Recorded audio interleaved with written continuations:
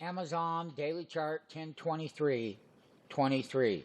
So here we go. We have the highs up here on 9/14. We're at 145. How to trade Amazon earnings.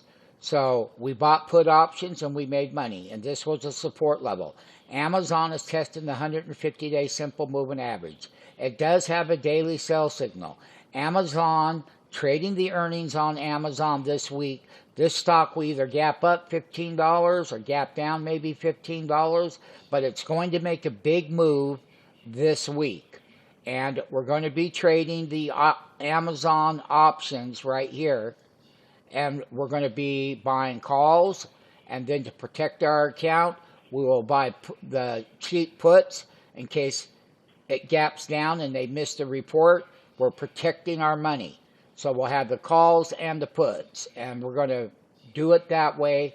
That is the way you trade the earnings season, okay?